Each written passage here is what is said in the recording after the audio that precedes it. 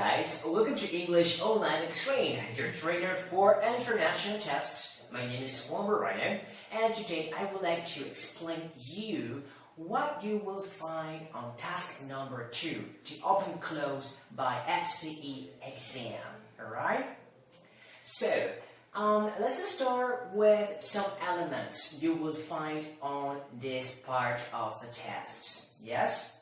The first thing you will find is a text. That could be an article, a magazine, newspaper, etc. with 8 gaps.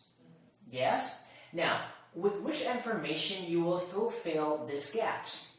We have different elements, okay, based on grammar and vocabulary as well. We have grammar words such as articles, alright, auxiliary verbs, pronouns, prepositions, linking expressions, verb forms, phrasal verbs, collocations, alright?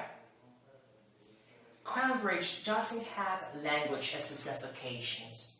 You won't find a word list to study. So it's according to your preparation. Yes? Okay. Another thing you must know about this part, and you will find instructions as well, you only use one word in each gap. Yes?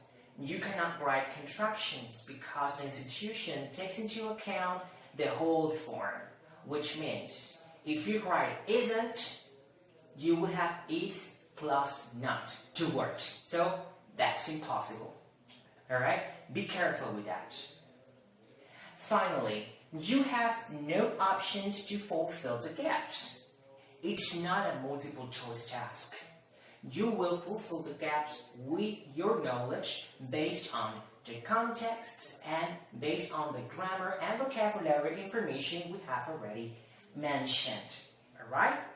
So, what do you think if we work on a sample of this task? So let's continue with a sample, alright? In this case, we have an article about chewing gum, alright? As you can see, we have 3 blanks on the text, alright? Of course, on the real exam, you will have 8. Yes? But it's just for giving you an example of how to do it, right? So, guys, let's first analyze a little bit the context, get familiar with the structure, with the topic, and with the information we have there. Let's start with the first number 10. So, the ancient Greeks also chewed gum as the Aztecs in Mexico during the 16th century. Alright? So, apparently here, first we have a comparison. Why? Because we have the word also. Alright? So, here we have an action that both civilizations did. Yes?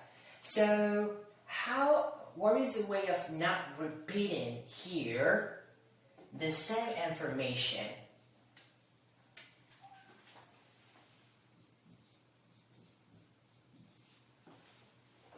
Yes? So, the ancient Greeks also chewed gum as did the Aztecs in Mexico during the 6th century. It makes sense. Alright? So, it's good. Alright, let's continue with the second one. As far as we know, however, it wasn't. We have then a year, 1969, that chewing gum became popular in its present form. So there we have a year. The first thing I think about is time, alright? Maybe a preposition or something. Alright, so we're talking about something that started, alright? So it wasn't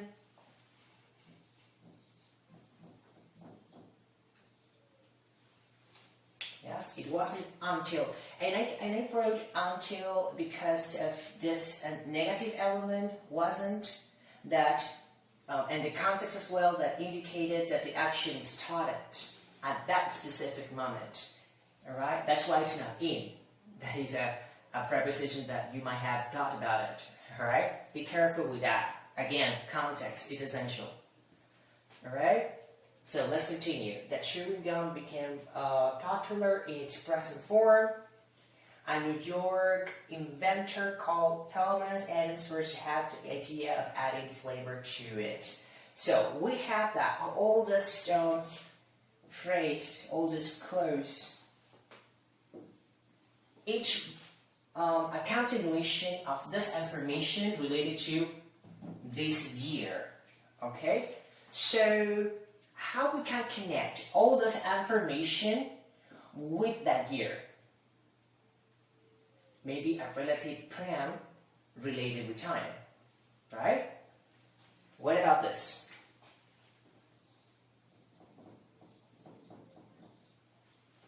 Okay? And we read it again. Okay, as far as we know, however, it wasn't until 1869 that chewing gum became popular in its present form when a New York inventor called Thomas Adams first had the idea of adding flavor to it. Alright? Yes? I mean, it wasn't until that moment when this inventor, Thomas Adams, appeared and created the chewing gum in its modern form. Alright? So guys, this is the type of analysis you should do during this task. I know it's kind of complicated because you will be on your time, alright? The time, might be really complicated, alright? But with practice, you will eventually do it. Yes, that's the most important thing. Practice and more practice. Now, if you're preparing for this or any kind of tests, make sure you subscribe to your channel because we have more material, alright? And also we have a Facebook web page, so see you there. Bye!